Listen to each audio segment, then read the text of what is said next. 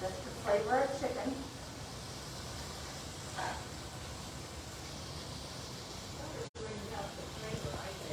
Butter really does, yeah. So my butter softens, so I'm just kind of just spreading it over all the chicken.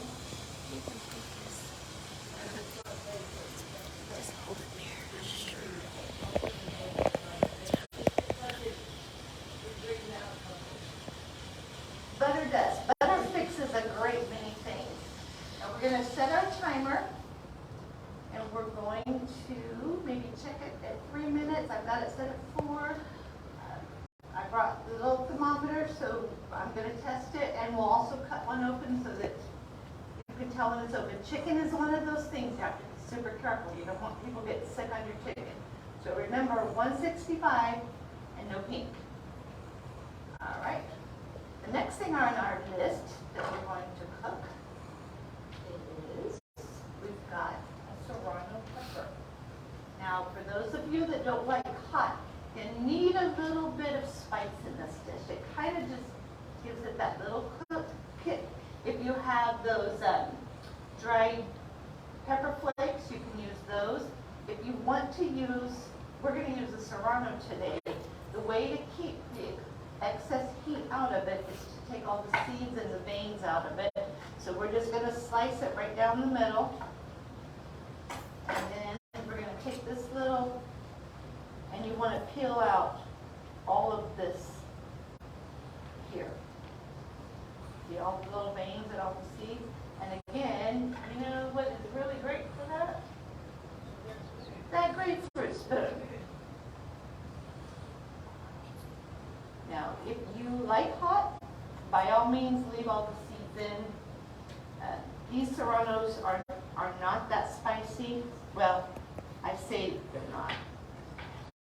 Usually they're not, but you never know about peppers. It's like pepper roulette. You just never know. So how are we on spicy things in this room? Is anyone very much opposed to spice? No, so maybe leave just a few seeds in? Just a little bit. No seeds? Okay. All right. I tell you what we'll do. We'll set the pepper flakes out, and if you want more spice, you can add them on later. How's that? Did you hear that beep? Our squash is done, but if you look at the top, the pressure valve is still down. So we're just going to let that set for about 10, 15 minutes. Or we might just let it sit till we're ready to take it out and look at it. Now, if you are not used to cutting peppers, I will tell you the little chemical that's in a pepper that makes it hot will get on your fingers, it will get under your fingernails. So if you don't like hot, you might want to wear a glove or wash your hands very well. It will linger on your fingers. Now we're going to cut these very, very small. We're also going to cook them, and they're going to be in a lot of sauce. So don't worry, they're not going to set off the smoke alarm. Where's the gentleman today that likes the hot pepper? I know, right? We're going to have to give him a bad time when it comes. But you know, he would have saved the seeds for him. I'll say, oh, there you go, there you go. How about we mail them to him? But he would definitely have a suggestion to use a different pepper. He sure would. All right, we're going to add the peppers with, I believe our timer is about to go off. So we're going to stop on peppers just for a moment and check our chicken.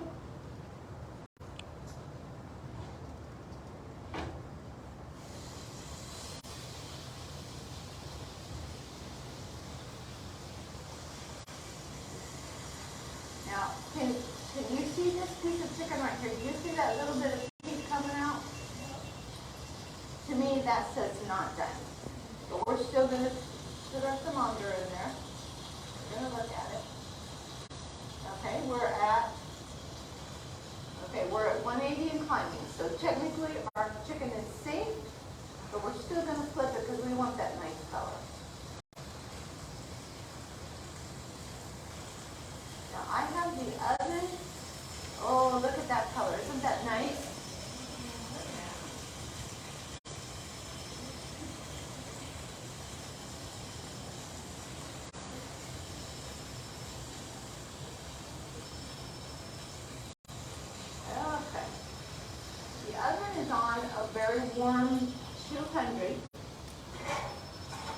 And we don't want to cook this chicken more, we just want to keep it warm. Turn this off. And just gonna set it out in here. We'll cut one of these open just so we can see what it looks like on the inside.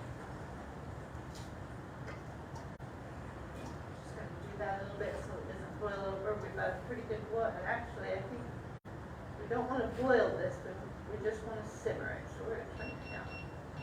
And it's done, so we're gonna turn it off. That's the corn cobs, right? That's the corn water.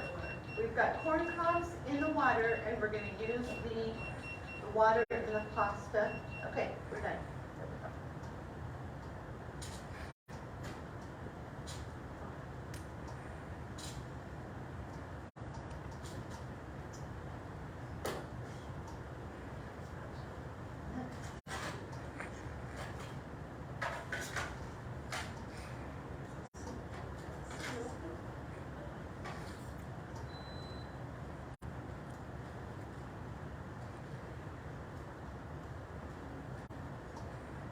And no heat.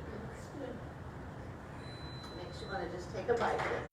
We're gonna set this in here to keep warm. You don't cover them? I'm not going to know. Now who's even? We're gonna turn this pan back on, and I'm gonna wipe this off. I have a little bit of a splashy mess. And I don't know about you, but I hate to clean up an oven that had stuff burnt on it, so we're just gonna wipe this off. It's not fun. We want this to be pretty good temperature.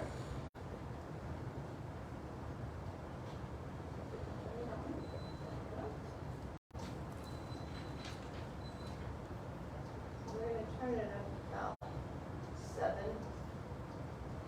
Because once we start adding things, it's good. While that's heating, what do we have next? We have sweet peppers, we have our green onions, asparagus. Now, I really like okra in this dish. It's my absolute favorite. But when you go to the store and buy okra, it's usually not very good. Okra is one of those things you have to go out to the garden and you have to pick it. And so I'm so excited. My okra started blooming very heavily, enough for me to bring some. So we are going to put okra and asparagus in there just because it's just so good. We're going to cut this in about 1-inch pieces. Okra cooks very, very quickly. So we're going to set it off to its side because we don't want to overcook the asparagus. I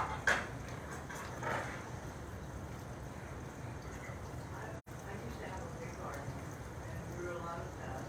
And I was told about okra that when you take the pod off, you take that leaf that it's with off also. And that makes them keep going up and keep blooming.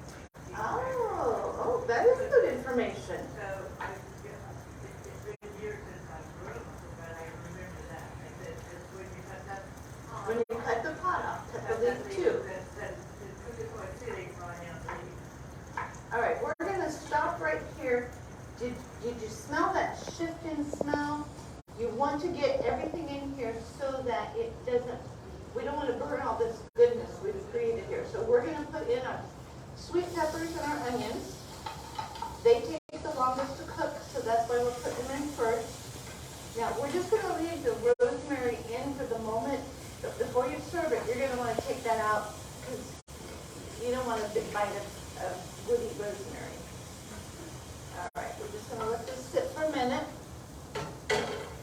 Now, on the asparagus, or I'm sorry, the okra kind of gets a bad name because of its slime. And usually, if it's slimy, okay, slimy, it's overcooked. So keep that in mind. Okra, you want to cook it very quickly, a little bit of olive oil, and just saute it very quickly, and then eat it like that, and it won't be slimy. So we're going to put it in with the asparagus. All right. Also the tomato. And the tomato. Tomato and okra are like a marriage made in heaven. They just go together. I've grown up, we had a big garden as well, and often my mom, that would be a side dish. She would do this with the okra and then throw the tomatoes in. But you don't cook it till it's mush. You just cook just till it's done. All right, what is next on our list? We've got the onions and the peppers in, and now we're going to add the corn, the garlic, and the spicy pepper. Garlic cooks very fast, so we don't want to burn that. Add our garlic in. We're just going to cook this corn till it just starts to brown. And we've got our spicy pepper.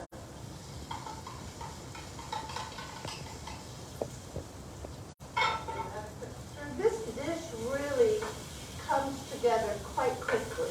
So if you have your spaghetti squash already cooked and you've frozen it in portions, you just put this in. It's taken us longer because we're talking about it and we're doing this, but if you're fixing this at home, it comes together very, very quickly.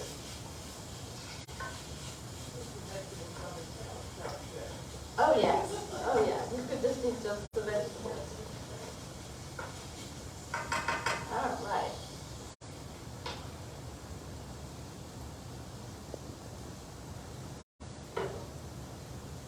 I've already sliced the tomatoes, but when you're doing the tomatoes for this recipe, you really want the little cherry tomatoes. The bigger tomatoes, they have a lot more water, and they're going to tend to be more mushy, and their flavor isn't as sweet and bright. And this corn is sweet, and so the cherry tomatoes just pair very well. But you do want to at least cut them in half. Otherwise, the short amount of time that we're cooking them, they're not going to break down. So you want them cut in half so the juices can come out.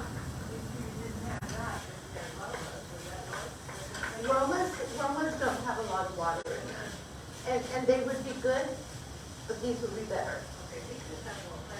They do. And you really want that bright pumpkin flavor. Look how pretty that is. What we're looking for is just a little bit of color on our corn.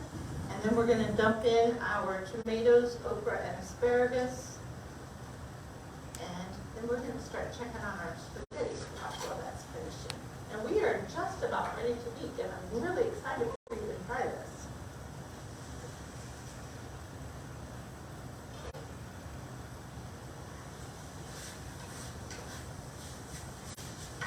We're starting to get just a little bit of brown. So we're going to go ahead and put in our asparagus. Tomatoes. Now you don't want to overpower it with tomatoes. I may have cut too many, so just kind of sprinkle them in. Because we're not making a tomato dish. We just want the tomatoes as a small accent. So tomatoes probably half as much corn would be my recommendation. We're not going to put all of those in there. Now we're going to put the okra in.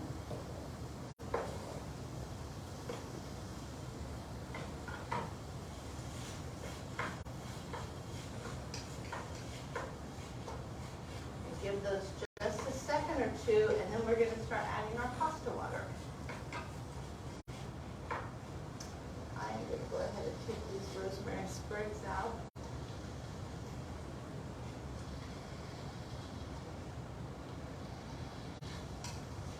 If you're thinking about growing herbs, rosemary is a super easy herb to grow. It's just versatile. It stands up to the cold weather. You put it in a big pot and it grows like a bush. And it's nice to have. It's nice nice to be able to just go cut fresh rosemary. All right.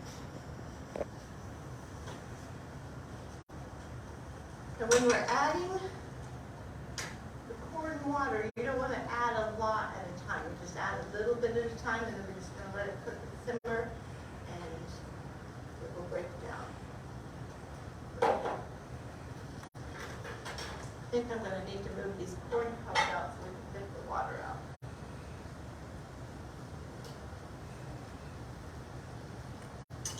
Our newest addition is backyard chickens. And so they've been a lot of fun. And I'm just telling you, they go crazy over these corn cobs. It's been kind of fun.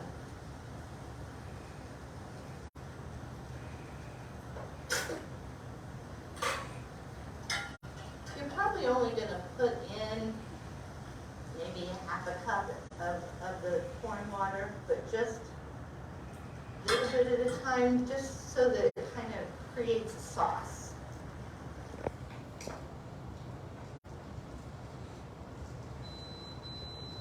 No, you are not done yet. You don't get to shut off, not yet.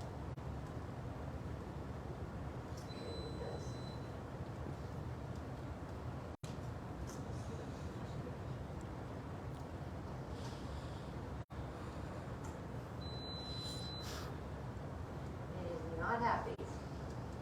Let's see if we can get the other burner to go on.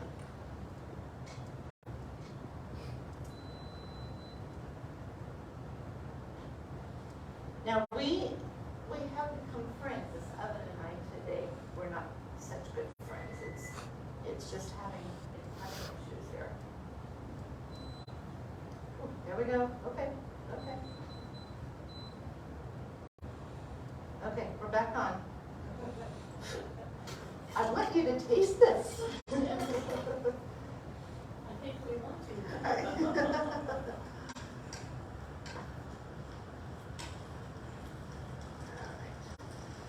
Now we're getting some sizzle. I'm gonna add just a little bit more.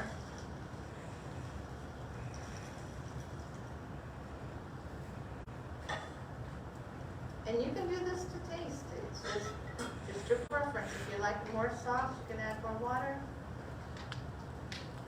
But what about salt and pepper? We're going to, Oh, yes, but thank you. You have to have salt and pepper. We're going to taste this and season this. Yes. And we're going to put some lemon pepper on it too. While that's simmering just a little bit, we're going to come over here to our Instant Pot. I don't know if you can see this little red.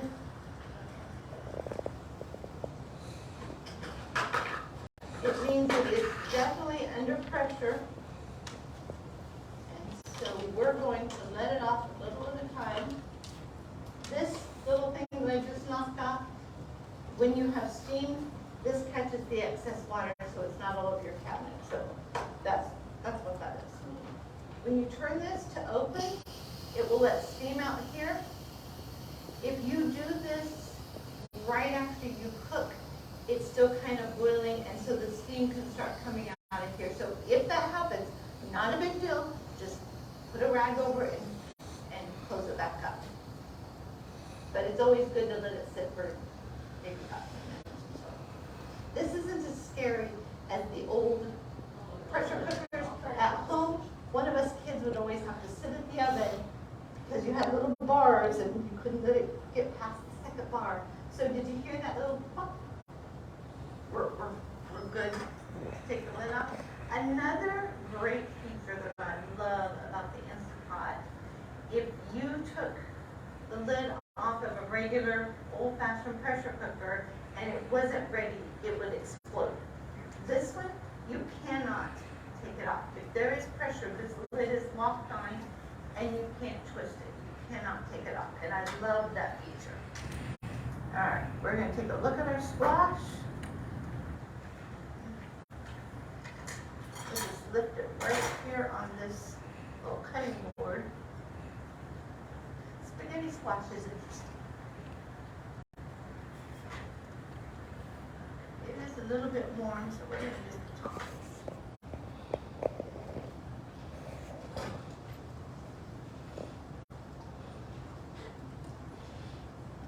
And I'll set this up here so you can get a look at that.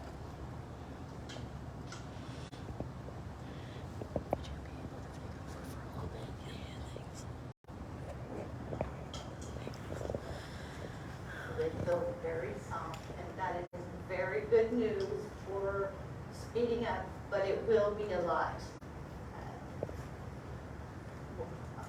more watery. I'm going to pull the other one out of the oven. We're going to take a quick moment, check on our pasta. Just let it cook for a little bit longer. Add just a little bit more water.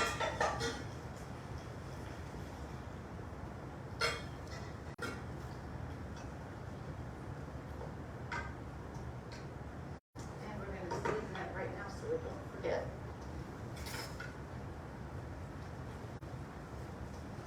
The best way I can tell you, now, you see it starting to thicken up? Just a little bit.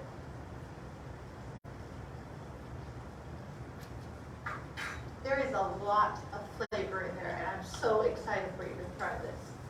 Doesn't need a whole lot of salt. We're going to put just a little bit of lemon pepper. And when we're ready to serve this, we're going to just squeeze a little bit of lemon, and we're going to sprinkle on just a little bit of Parmesan.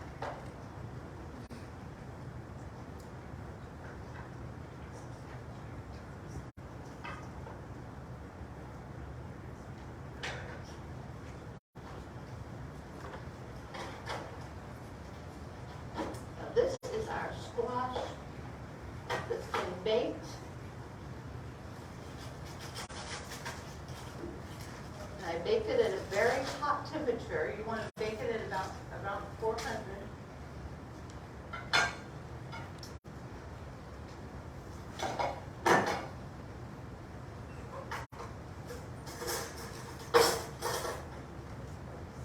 This is just cool. You have to admit. Look at that.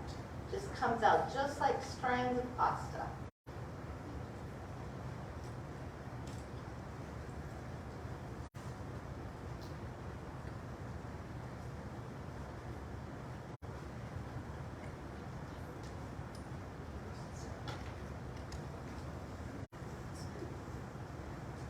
How interesting is that? A lot of squash. It's a lot of squash. That's why I was saying earlier, if you will go ahead and bake the squash, do the whole thing, because it's an involved process of cooking it, then take a cookie sheet and put plastic wrap over the top of it and spread this out so that it's kind of a thin layer, and put it in your freezer just like that, not covered so it doesn't steam. Just leave it in there for a couple hours, let it get frozen, and then you can break it apart and bag it up into individual portions and freeze it, and then you can eat it again later. Okay, we'll scrape that one out in just a moment, but we're going to look at the steamed squash. It is just a little bit warm. I'll hold it with a paper towel. It still has the strands.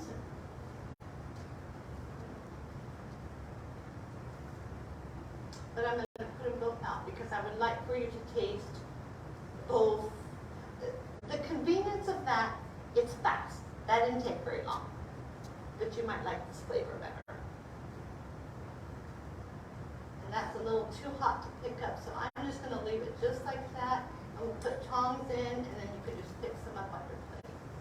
Now, if you're making this dish with pasta, I generally will take the pasta and stir it right in the sauce, and then it kind of soaks up the flavor. I did the same thing with the spaghetti squash, and you know, we eat with our eyes.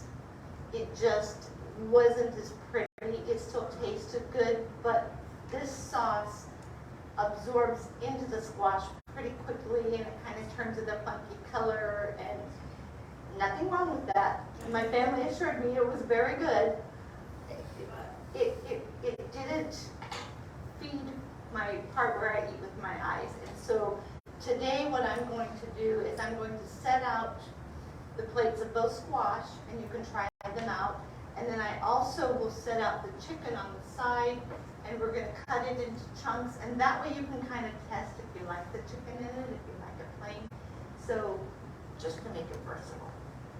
I think we are finished with this. It's got a nice little sauce in it. We're going to squeeze our lemon, Parmesan in it. We're going to put some of this.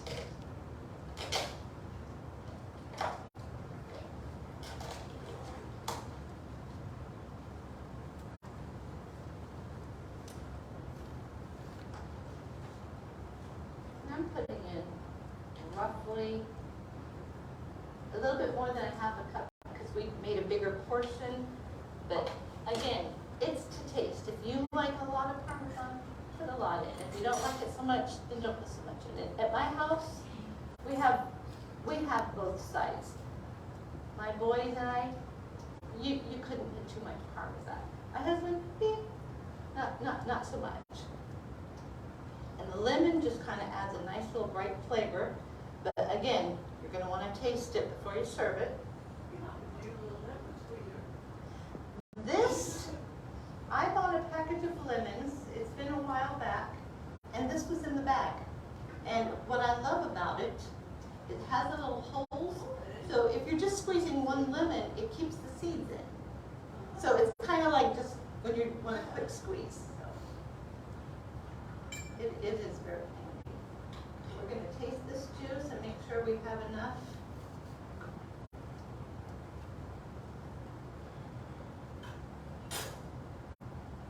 I think it could use just a teensy bit more salt.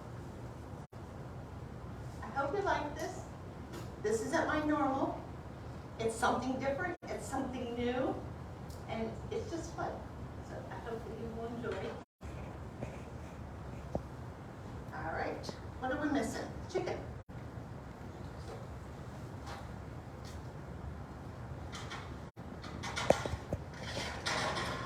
Now you can serve this chicken in a multiple of ways. You can chop it up, stir it into the sauce, and serve it on the side. We're going to serve it on the side today. She's going to chop it up into little bite-sized pieces, and then you can put however much chicken you like on there. So, any questions before we get started?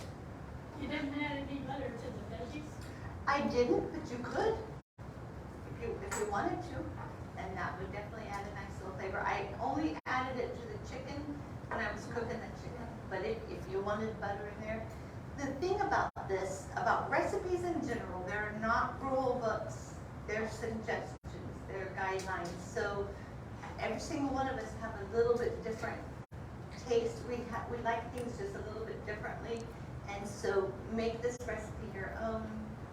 Change up things that you like and enjoy. Thank you. All right, thank you so much.